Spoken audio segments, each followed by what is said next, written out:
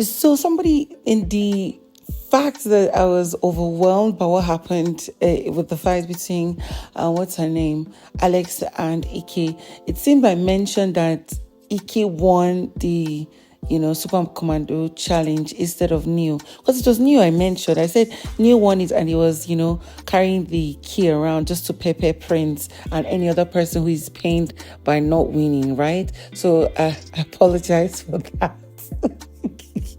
So Venita and Adekunle decided to, gang up on Alex over the same fight over the same issue between Alex and Ike. And then we see that Whitemoney came at, what's her name, Ilebaye, and led her to tears, and she insulted him. So this and probably more, I'm going to give you in this video. Again, please, I am sorry, I do not post any Big Brother videos in my videos because I had a copyright strike weeks back, and I'm not going to take that risk anymore. So if you don't like it, you could go to other channels and watch it. Now, let's get right into it. So for many of you who really want to get the full lowdown of what happened between Alex and Ike, everybody was swimming like it was a pool party, of course. They've done their, barbecue, they've danced, people had fun, and the fun was still up, right?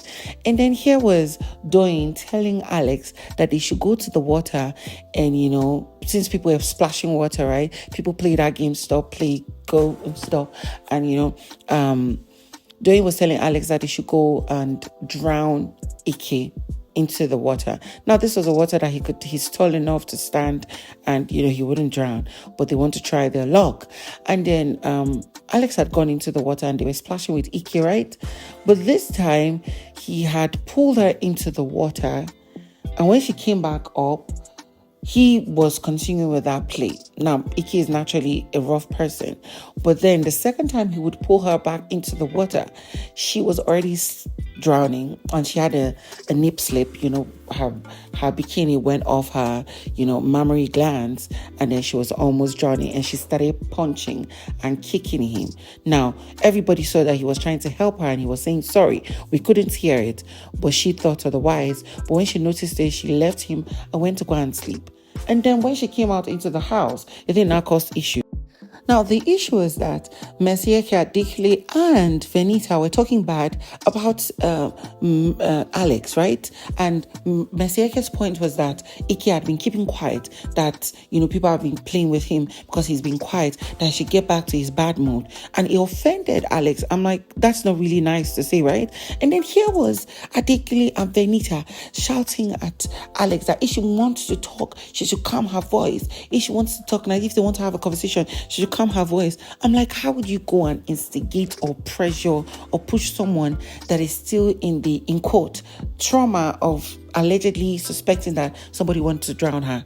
Although Alex later got to apologize to Ike and stuff, before that happened, these guys were going at each other. I mean, Prince was literally dragging and holding Alex not to go at Adekunle and Venita. Adekunle and Venita, of course, husband and wife, every time they do their thing, they were shouting at her. They went to the dressing room and they were shouting their own. I'm like, honestly, we understand that you guys are concerned about everybody's well-being, but there are times you're not supposed to talk in certain matters. You can try to calm both parties down, but don't instigate. Why is it that these people have to, generally, the housemates, they don't get to settle issues the right way? Why would they talk that one? Let me give you a quick detour. Did y'all see the pool party session between Samadina and Angel? Angel that said a few days ago that, I don't think me and Samadina are, compatible, but we have this sexual tension and sexual compatibility. And say, are you sure that's all? Or maybe it's all, because I don't even know what to think, because damn, Angel and Samadina, she had her legs around his neck and his face was facing the, the paradise. You understand what I mean? Let me get back into what I was saying. Now, there was a second fight between Whitemoney and Ilebaye, and this time Ilebaye did not keep quiet. So Whitemoney, right, had while all the chaos and all the trouble was happening between Alex, Venita, Adekunle, Ike, Mercy, Eke, right?